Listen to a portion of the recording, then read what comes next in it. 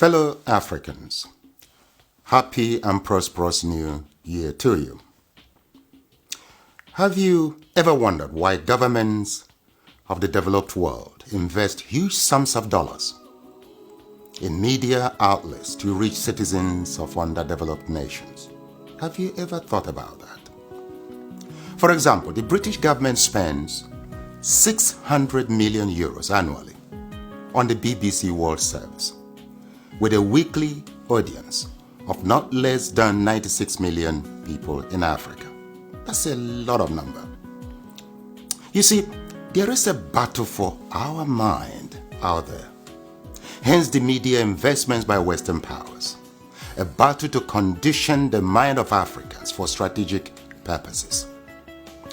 Steve Biko once said that the most powerful weapon in the hands of the oppressor is the mind of the oppressed. And I agree.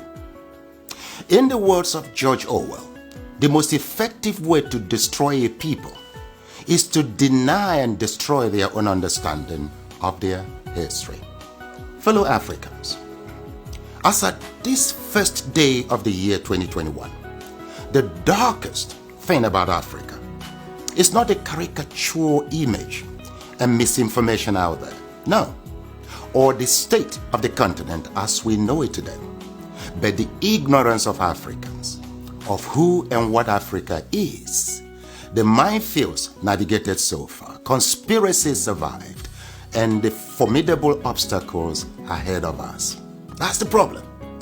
So, fellow Africa, my question to you this hour, and in this new year, is this: how much do you know of your Africa? You see, for centuries, strategies have been deployed to manipulate and brainwash Africans, corrupt our understanding of ourselves, our reality, and the world, and implant in us a flawed notion of inferiority and little value adding in the world. Believe me or not, one of those strategies is the use of world map. Yes, world map, to create a visual illusion of a small, intellectually, politically, and economically insignificant Africa. But is that really true? Now, here are the facts. Africa has a total area space larger than all of Europe, China, and the United States of America combined. Yes, it is 3 times the area of China, 3 times the area of Europe, 3 times the area of United States of America. Meaning, you can transplant China, Europe, and United States, and several other countries on the Africa continent, and they will fit neatly. Africa is 30.5 million square kilometers and a youthful population of 1.3 billion inhabitants. China is 9.6 million square kilometers and 1.4 billion inhabitants. India has a total space of 3.3 million square kilometers and 1.4 billion inhabitants. Now, yet, Africa is projected as overpopulated, and pressure mounts on Africans and their leaders to depopulate. Why? Why?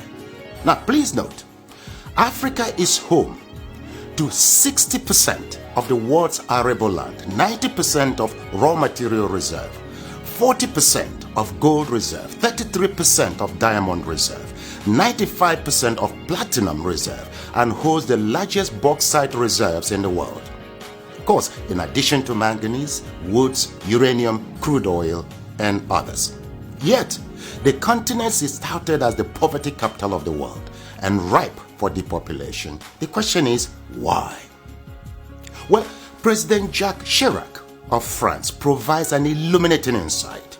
He said, "We bled Africa for 4.5 centuries. We looted their raw materials, then we told lies that the Africans are good for nothing. In the name of religion, we destroyed their culture. And after being made rich at their expense, we now steal their brains through miseducation and propaganda to prevent them from enacting black retribution against us." Unquote. Well, put simply, for over 4 centuries, Africa is not in control of its resources.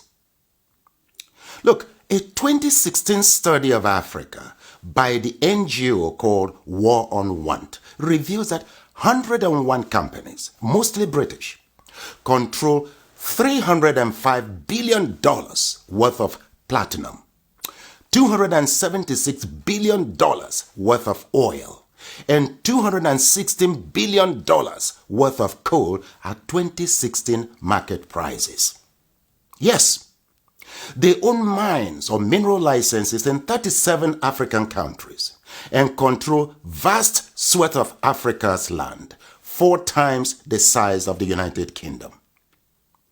Now look, Africa subsidizes the rest of the world by $32 billion annually. A 2017 report by Global Justice Now and other groups estimates that $161.6 billion enter into Africa, while $202.9 billion leave Africa almost every year. For example, in 2017, Africa received a total of $19.7 billion in aid, but paid back $18 billion in debt repayments.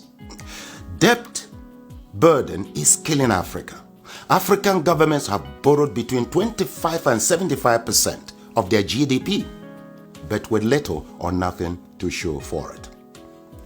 Africans in the diasporas remit not less than $32 billion annually, but multinational companies siphon $32.4 billion in profits and illicit financial outflows.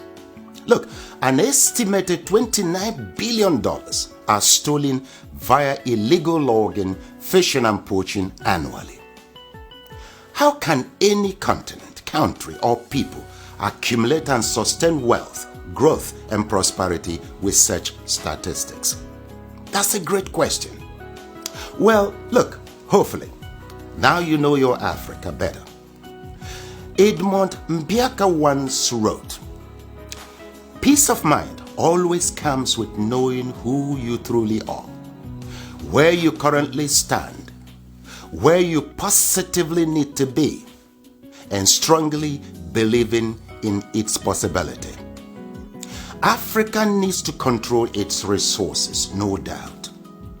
For productive, patriotic, and effective leadership, we need our best and ablest citizens with fortified character in local, state, and federal governments.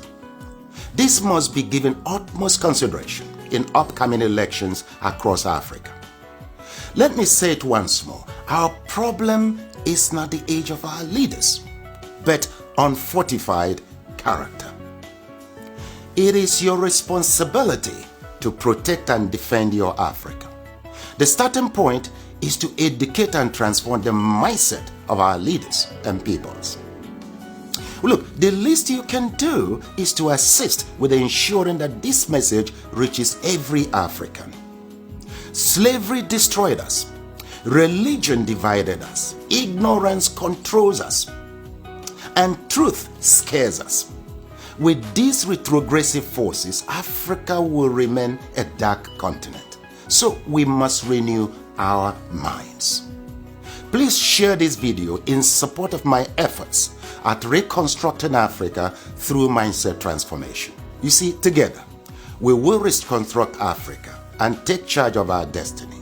For who controls Africa controls the world. I thank you.